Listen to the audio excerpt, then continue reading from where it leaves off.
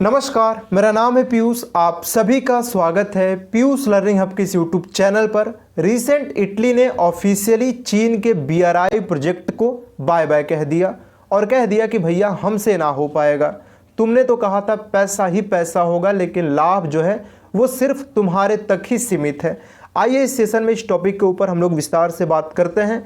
Channel पर आप नए होंगे तो सब्सक्राइब जरूर कीजिएगा, जिससे आपको इन फ्यूचर इस तरह का वीडियो भी मिलता रहेगा और आप हमारा मोटिवेशन भी बढ़ा पाएंगे।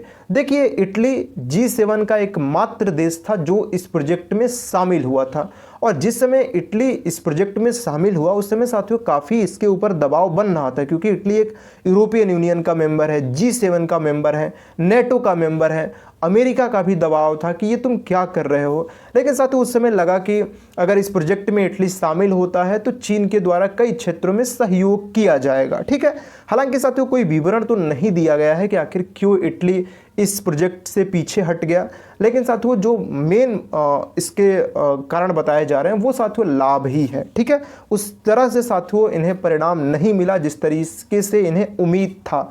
रिसेंट इन दिनों एक ये भी तस्वीर काफ़ी साथियों चर्चा में आ गया था, जिसमें इटली के जो प्राइम मिनिस्टर हैं जॉर्जिया मेलोनी, इन्होंने हमारे देश के प्राइम मिनिस्टर नरेंद्र मोदी के साथ साथियों एक पोस्ट साझा किया था, और ये साथियों दोनों एक अच्छे दोस्त हैं। अब देखिए, जिस समय साथियों इस प्रोजेक्ट के ऊपर इटली ने साइन किया था उस समय ये प्राइम मिनिस्टर नहीं थी। उस समय इटली के प्राइम मिनिस्टर ग्यूसेप कोंटे थे। 2019 की बात है। ये रिश्ता लगभग 4 सालों तक चला, 4 साल से अधिक समय तक, क्योंकि साथियों देखिए ये जो एग्रीमेंट था ये मार्च 2024 में ऑटोमेटिक रूप से रिन्यू होने वाला था। तो इटली ने एक पत्र लिखकर इन्हें सूचित कर दिया, क्योंकि साथियों जब आपको रिश्ता किसी के साथ तोड़ना होता है तो बाकायदे एक कागजी कार्रवाई होता है। तो इन्होंने भी साथियों एक लेटर लिखकर सूचित कर दिया कि देखो भैया ये जो रिश्ता है ये आगे रिन्यू नहीं किया जाएगा। ठीक है, ये बात आप समझ गए इतना तो। अब थोड़ा सा हम BRI प्रोजेक्ट के बारे में आपको बता देते हैं। तो चीन ने 2013 में BRI यानी कि बेल्ट एंड रोड इनिशिएटिव, एक वैश्विक बुनियादी ढांचा और परिवहन योजना शुरू की। इनका उद्देश्य है कि साथियों ये दुनिया भर में जो बुनियादी ढांचा है, जो कनेक्टिविटी है, उसको साथियों बेहतर करेंगे। हालांकि साथियों इसके काफ़ी आलोचना भी हैं, कुछ लोग सराहते भी हैं, उसका भी हम बात करेंगे। जिसका लक्ष्य चीन और यूरेशिया, अफ्रीका, ओशिनिया और लैटिन अमेरिकी के देशों के बीच कनेक्टिविटी को बढ़ावा देना है। हालांकि आलोचकों का तर्क है एक प्रमुख लक्ष्य चीनी कम्युनिस्ट पार्टी के प्रभाव का विस्तार करना है। लगभग 150 देश या वैश्विक जनसंख्या का लगभग 75% इसमें शामिल हो गए हैं। चीन का भी कहना है कि देखिए उरुग्वे से लेकर, उरुग्वे कहाँ पे पड़ता है, ये साथ साउथ अमेरिका में आप देख सकते हैं, यहाँ पे ये उरुग्वे है। ठीक है, उरुग्वे से लेकर इधर श्रीलंका, उरुग्वे से लेकर श्रीलंका तक 150 से अधिक देशों ने इस पहल पर हस्ताक्षर किया है।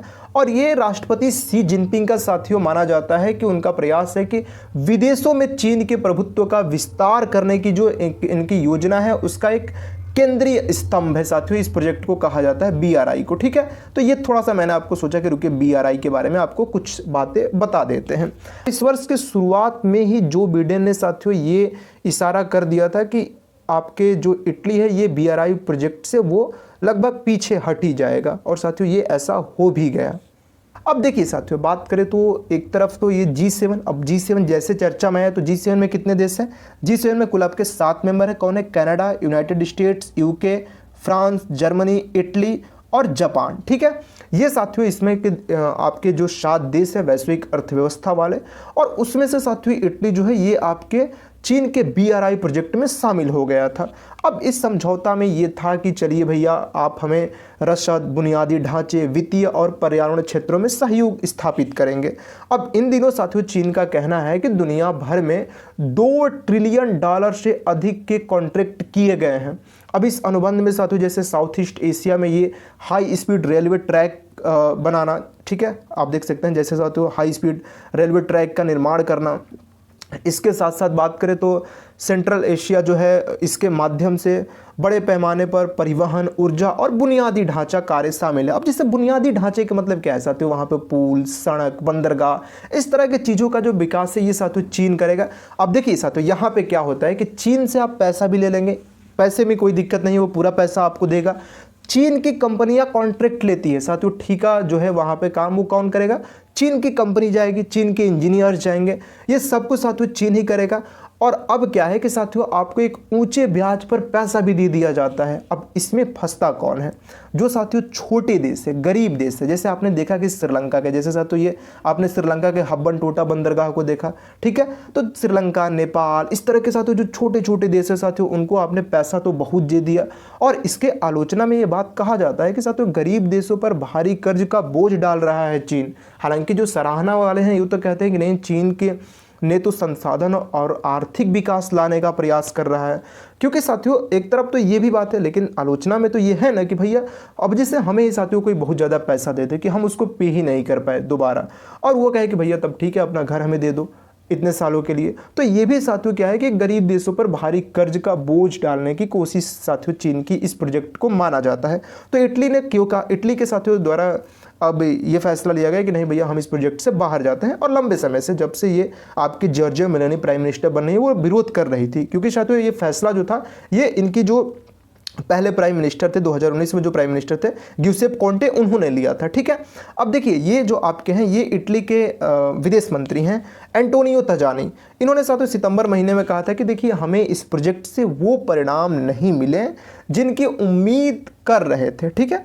तो अब जब परिणाम ही नहीं मिले तो सबसे बढ़िया चीज़ तो यही है ना कि हम इस चीज़ से निकल जाए बाहर।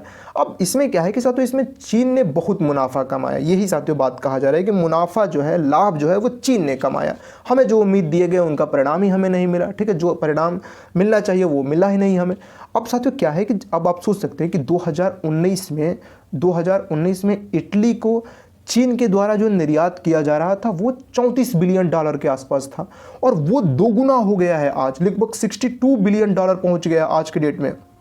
यानी कि यहाँ पे चीन ने तो बाजी मार दिया, अपना साथियों निर्यात बढ़ा दिया। वही जो चीन को इटली से निर्यात हो रहा था वो 2019 में 14 बिलियन डॉलर था, और वो आज कितना हुआ है 17.7 बिलियन डॉलर। आप सोच सकते हैं क्या इन्होंने इतनी ये 2019 से लेकर अब तक साथियों 14 से 17.7 पहुंचे हैं, और वो दोगुना साथियों अपना निर्यात कर लिया।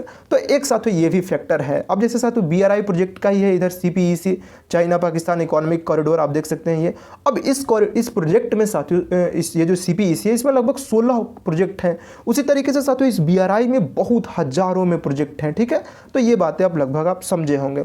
अगर बात करें तो साथियों आपको कमेंट बॉक्स में ये बताना है कि रिसेंट जो आपका नेटो का नया सदस्य बना वो कौन सा देश है। अभी तो वर्तमान में 31 कंट्री है। नेटो का कई बार फुल फॉर्म भी पूछता है तो याद रखिएगा नॉर्थ अटलांटिक ट्रीटी ऑर्गेनाइजेशन, ठीक है। अभी साथियों यहाँ पे 31 मेंबर्स है। 31 मेंबर्स कौन बना साथियों ये आप एक बार बता दीजिएगा, ठीक है। ये जो मैप आप देख रहे हैं ये साथियों यूरोपियन यूनियन के देशों की मैप है, और ये मैंने अभी आपको दिखाया ये G7 के देश है, ठीक है। तो मेरी उम्मीद थी कि साथियों ये सारी जो इंपॉर्टेंट बातें हैं वो मैं आपके साथ साझा करूँ, और हो सके तो साथियों अब इसका तो निर्णय आप कर पाएंगे कि मैं कितना बताने में सफल हुआ। चैनल पर आप नए होंगे तो सब्सक्राइब जरूर कीजिएगा, और आप सभी में इतना प्यार देते हैं इसके लिए साथियों दिल से धन्यवाद। बहुत ही जल्द साथियों हम लोग का परिवार 1K हो जाएगा। मेरा ऐसा उम्मीद है कि बहुत ही जल्द साथियों ये जो 1K है वो हम लोग अचीव करने वाले हैं, अगर आपका प्यार हमें मिला तो। चलिए मिलेंगे साथियों नेक्स्ट वीडियो में, तब तक आप अपना ख्याल रखें। जय हिंद।